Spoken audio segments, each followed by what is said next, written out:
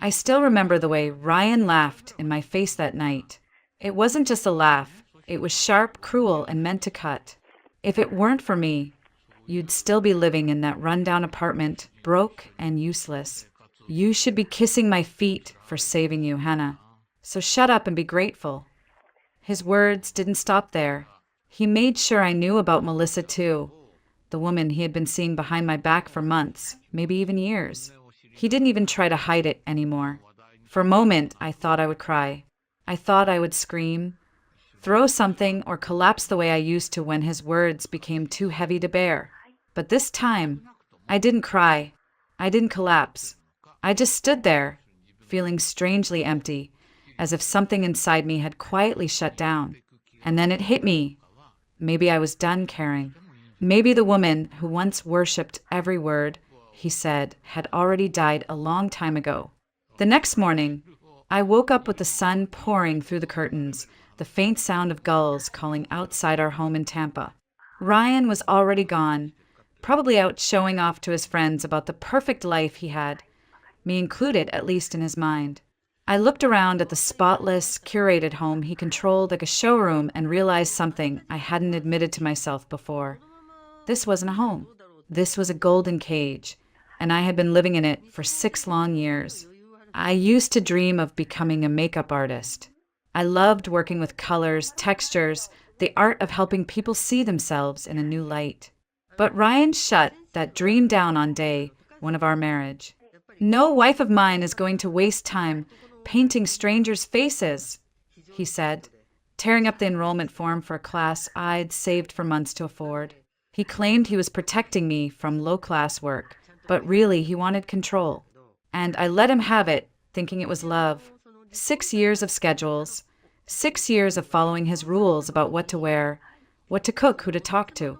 6 years of keeping my voice low and my head down to avoid the anger that flared whenever I dared to question him. Friends stopped calling after the awkward dinners where Ryan openly criticized me in front of them. My world grew smaller and smaller until it was just him and me, hiding pieces of who I used to be. But something changed that night when he laughed. Maybe it was the way he looked at me, like I was nothing more than another piece of furniture he owned. Or maybe it was the way he smirked when he said Melissa's name, like daring me to react. Whatever it was, something inside me quietly shifted. I didn't yell, I didn't cry.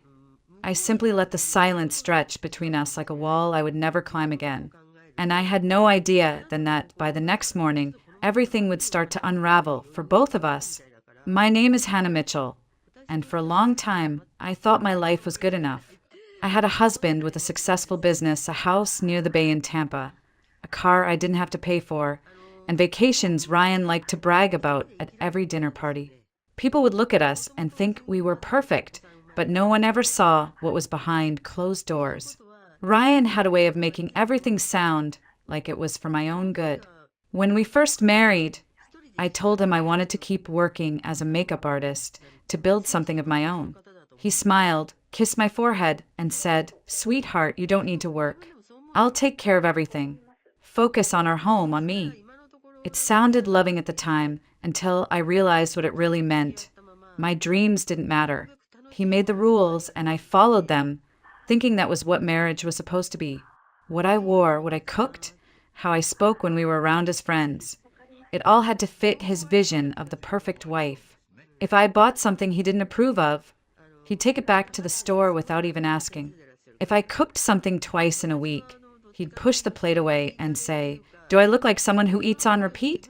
Be creative, Hannah. Don't embarrass me." At first, I tried. I read cookbooks late at night, learned new recipes, styled my hair the way he liked, even avoided wearing clothes that reminded him of my small-town roots. But every effort I made just opened the door for a new complaint. I could see it in his eyes. Nothing I did was ever enough. My friends stopped coming around after a while. Ryan had a way of turning every social gathering into a performance where he played the charming husband and I played the silent, smiling wife. If I spoke too much, he'd give me that look, and I'd shrink back in my chair.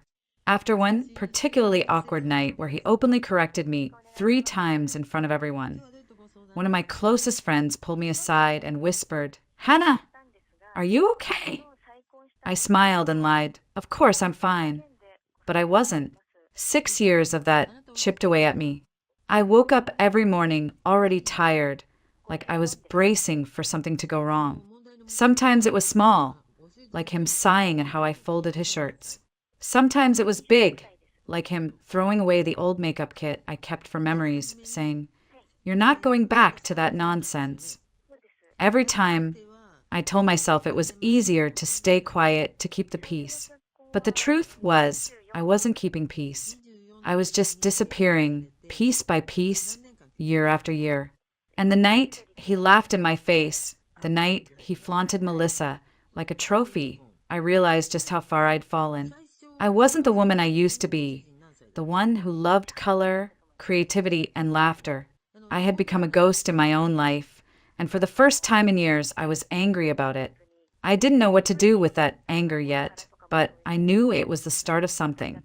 Something I wasn't ready to name, but would soon change everything. The day before our trip was supposed to be exciting.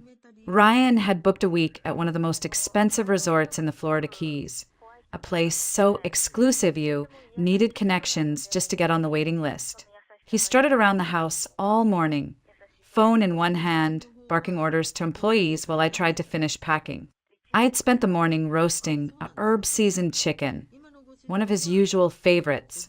When he walked into the kitchen, he wrinkled his nose like I'd left garbage on the counter. "Again with the chicken, Hannah? Third time this week.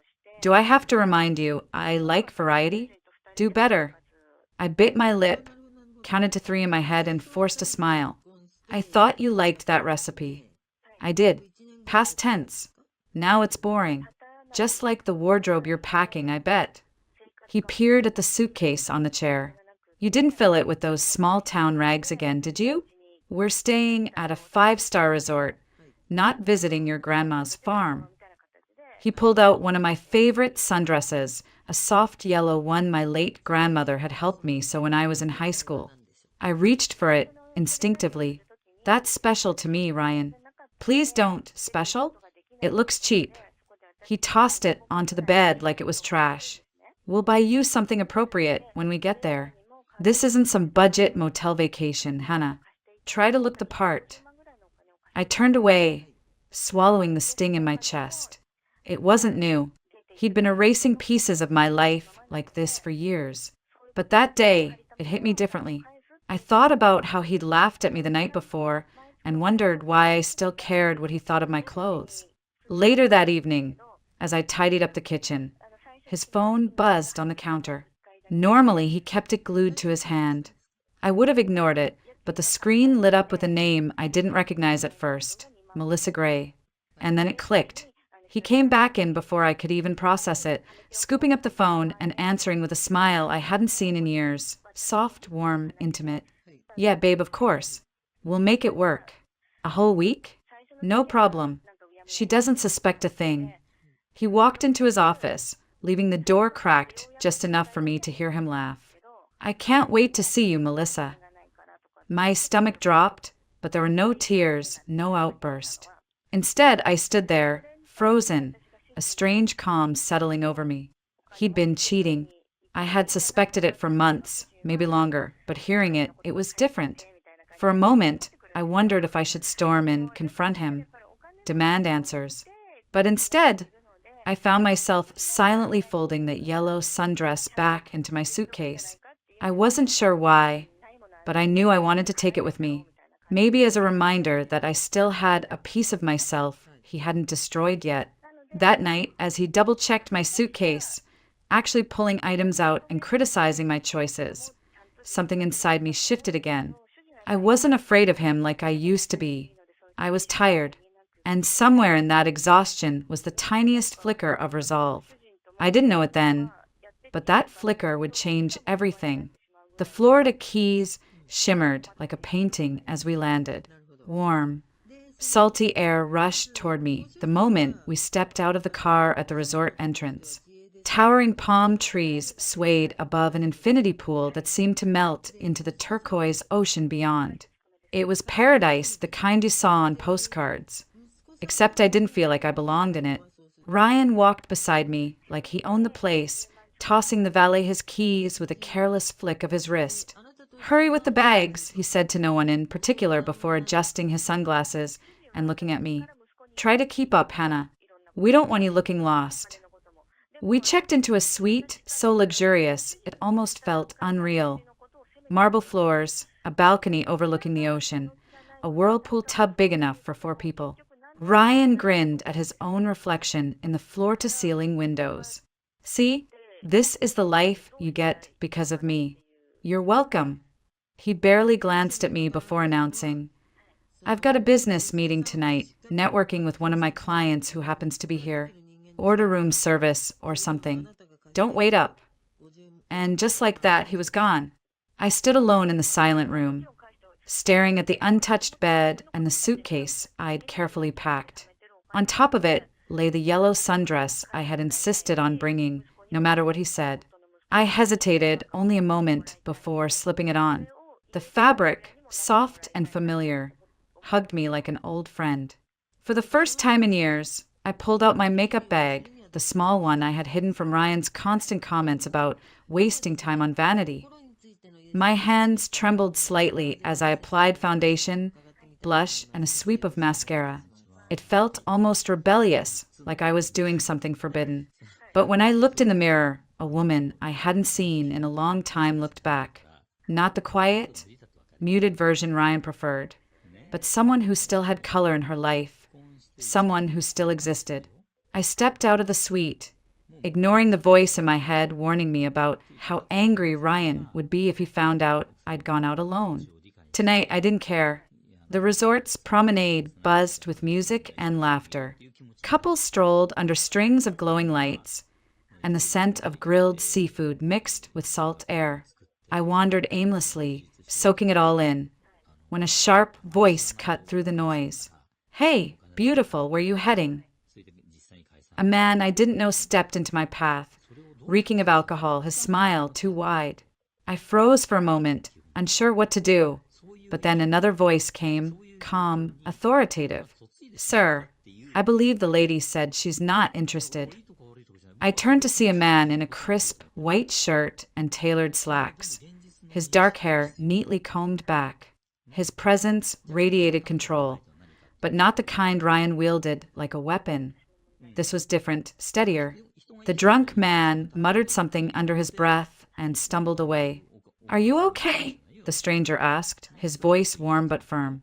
"Yes, thank you," I said, a little shaken. He smiled. "David Ramirez," he introduced himself, extending a hand. "I work with the state's Department of Environmental Protection. You'd be surprised how often I have to step in on resort grounds." I shook his hand, feeling oddly safe. "I'm Hannah."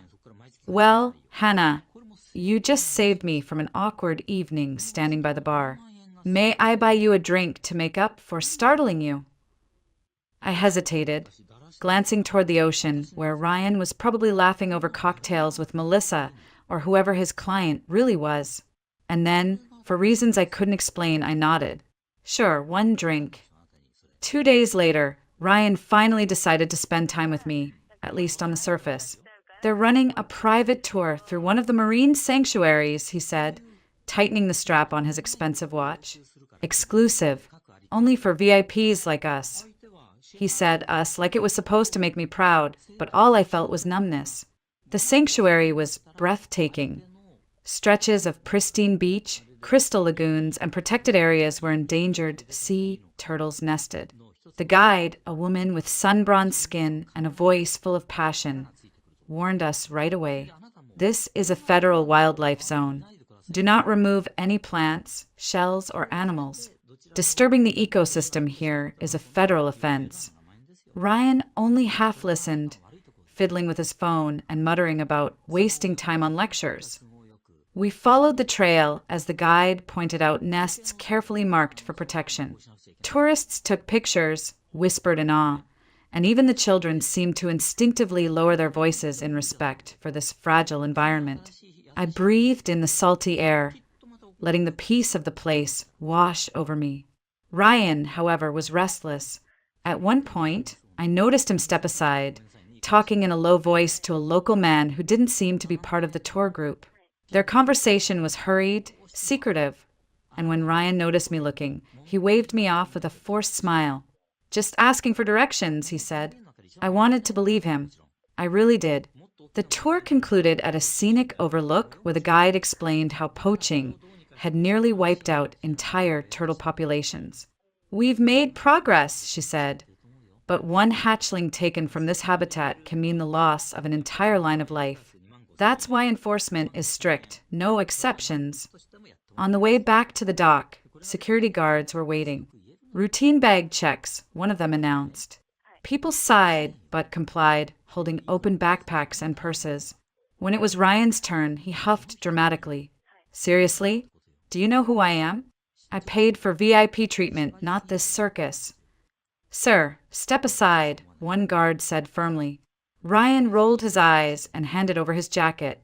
My stomach clenched when I saw the guard's expression change as he reached into the inside pocket.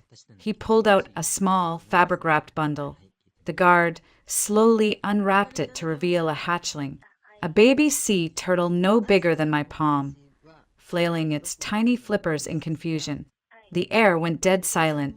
"What the hell is this?" the guard demanded. "That's not mine."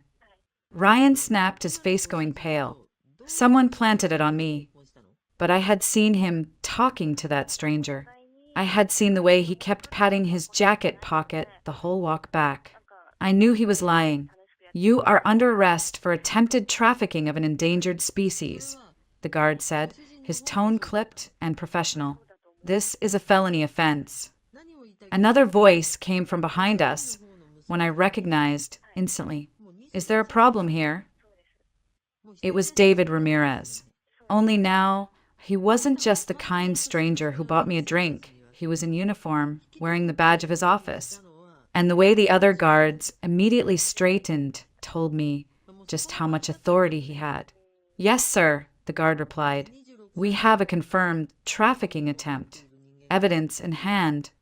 David's eyes shifted from the baby turtle to Ryan, then to me. There was recognition in his gaze, but he kept his tone official. "Take him into custody. We'll process this immediately." Ryan spun toward me, panic etched into his face. "Hannah, tell them it's a mistake. Do something." I stared at him, and for the first time in 6 years, I felt nothing but a cold, quiet clarity. Ryan's face twisted in panic as the guards closed in. "Hannah, say something. Tell them it's all a misunderstanding." His voice cracked, desperate, so unlike the man who used to bark orders and laugh in my face. But I didn't move. For 6 years, I had bent under every one of his commands, silenced every objection, and buried every piece of myself to keep the peace. Now I just stood there, watching as he realized no one was coming to save him. Not even me. David Ramirez stepped forward, calm but unyielding. "Mr. Mitchell, attempted trafficking of an endangered species is a federal offense. You'll be taken to the local station for processing. You have the right to remain silent." His voice was professional, steady, but his eyes met mine briefly, as if to say, "You're safe now." Ryan tried again, his voice dropping to a pleading whisper. "Hannah, please. You don't understand what they'll do to me. There's a fine, or worse, public lashes." "I can't, Hannah, I can't handle that. You have to help me." I should have felt something. Anger, satisfaction, pity, but all I felt was a strange emptiness. The woman who used to cry over his every insult wasn't standing there anymore. At the station later, David approached me in a quiet hallway. "Your husband is facing serious charges," he said gently. "But there's something you should know. We've been building a case against a trafficking ring for months. He's connected to people we've been trying to shut down." My chest tightened. "You mean this wasn't the first time?" David nodded. "From what we can tell, he's done this before. We need someone who can help us close this case, someone close enough to know how he works." He paused, studying my expression. "I know you've been through enough already, but if you're willing, your cooperation could make a difference. Not just for the investigation, but for you. We can push for a lesser penalty, a fine instead of public punishment and lifetime ban from the sanctuary instead of prison. You'd also have the legal ground to separate from him cleanly. It was a lot to process. Part of me wanted to run, to get as far away from Ryan and his mess as possible. But another part of me, the part that had been silent for years, spoke up. This is your chance. Not just to leave him, but to take your life back. What would I need to do? I asked quietly. David explained. Testimony, signed statements, a willingness to be part of a public campaign raising awareness about illegal wildlife trade. It's not about humiliating him. It's about protecting something bigger than both of you. I looked down at my hands, the faint scent of salt water still clinging to my skin. 6 years of control, insults, and betrayal, and now I had the power to decide his future. When I finally spoke, my voice was steady. I'll do it. I'll cooperate. And I'm filing for divorce. David gave a small nod, not triumphant, but respectful. Good. I'll have someone connect you with an attorney we trust. Hannah, this doesn't have to define you. It can be the beginning of something else. For the first time in years, I believed that. And somewhere deep down, under all the exhaustion and pain, a spark of something warm flickered. Hope. The weeks that followed felt unreal, like I had stepped into someone else's life. Ryan was charged with illegal trafficking of endangered wildlife. His lawyers fought hard, but the evidence was undeniable. Messages on his phone, bank transfers linked to known poachers, and my sworn statement confirming what I'd overheard before our trip. The deal David had arranged went through. Instead of facing a public punishment that would have been broadcast on every news outlet, Ryan paid a massive fine, was banned for life from the Florida Keys, and left with a criminal record that would shadow him forever. When the gavel came down in that courtroom, I didn't cheer, I didn't cry. I just breathed a slow, steady breath that felt like the first real one in years. The same week, I filed for divorce. Ryan tried every tactic, begging, threatening, even sending me long messages about how I'd ruined his life. But for once, none of it had power over me. I had David's legal team behind me, and for the first time, I had something I hadn't even realized I'd lost, my own voice. I moved into a small apartment in Tampa, nothing fancy, but it was mine. For the first time in 6 years, I decorated without asking permission. I bought a secondhand makeup chair and pulled out my old brushes from storage. They were a little worn, but when I held them, it felt like holding a piece of myself I thought was gone forever. I enrolled in evening classes to update my skills. Some nights, I came home exhausted, my hands stained with eyeshadow and foundation. But I smiled as I fell asleep because it was my choice to be tired. I even started a small social media page, posting before and after transformations. Within months, I had my first private clients. It wasn't just about makeup anymore, it was about connection. Women who came to me weren't just looking for a new look, they wanted to feel seen. And I understood that because I had spent years feeling invisible. One day, I got a call from David. We're launching a public campaign on wildlife conservation. Your story, it could help people understand why illegal trafficking is so damaging. Would you consider speaking at the opening? I hesitated, nervous about being in front of cameras. But then I thought about all the times Ryan had silenced me. Not anymore. I'll do it, I said. The event was surreal. Standing on that stage, telling my story, not as a victim, but as a woman who had finally taken her life back, was more healing than I expected.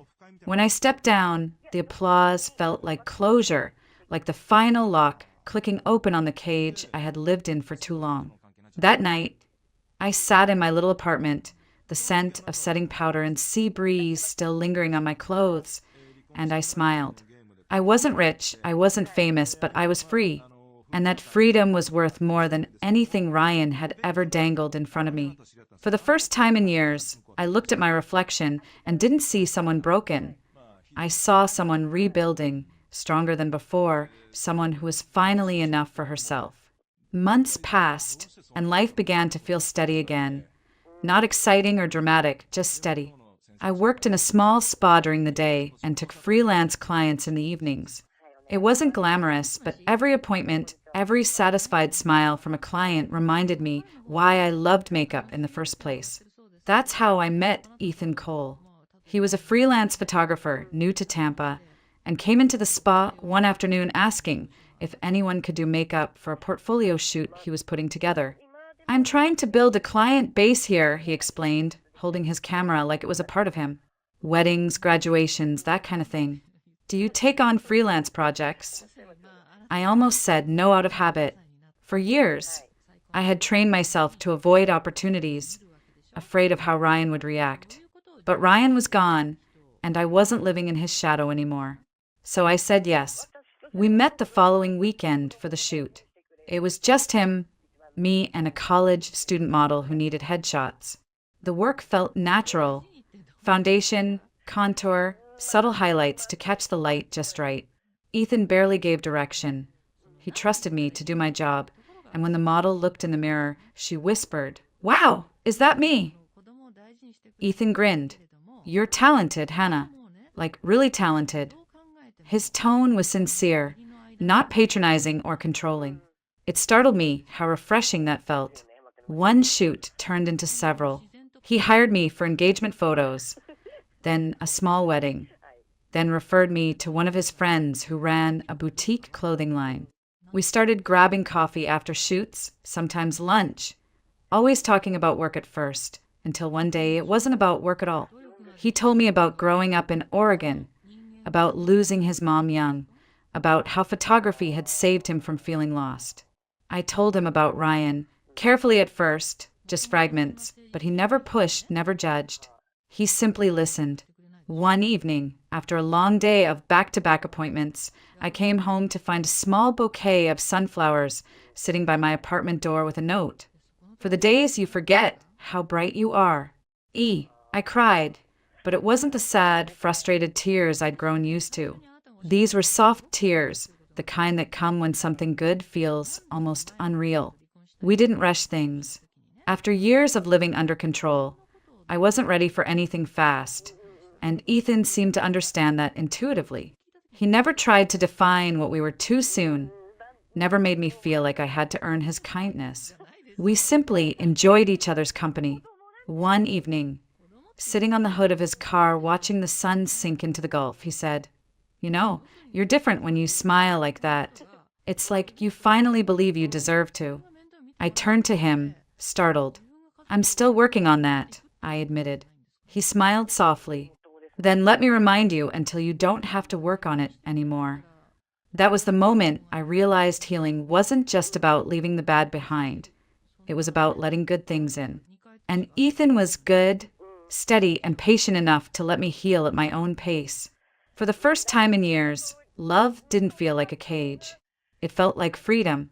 A year later, I stood in front of my own storefront, hands trembling not from fear, but from pride. Freedom Beauty, that was the name, painted across the glass door in soft gold letters.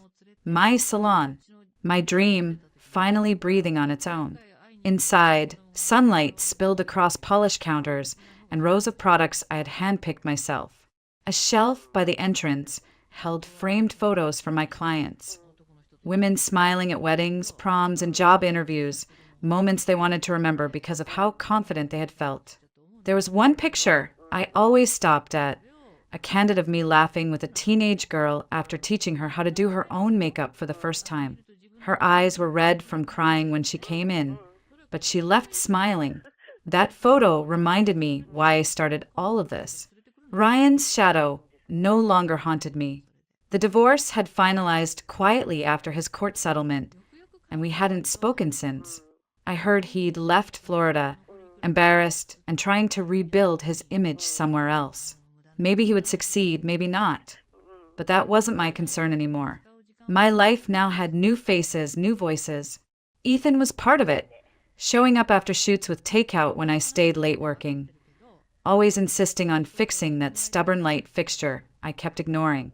David sometimes stopped by too, mostly as a friend, to update me on the conservation campaign my testimony had supported. The illegal trafficking ring was dismantled, and because of my small role, dozens of endangered animals were safe. One evening, as I closed the shop, I caught my reflection in the glass door. For a moment, I almost didn't recognize the woman looking back. Her shoulders were relaxed, her eyes bright, a soft smile curving her lips. Not because someone told her to smile, but because she genuinely wanted to. I thought about everything it took to get here. The humiliation, the betrayal, the terrifying step of saying no more. And for the first time, I didn't feel bitterness.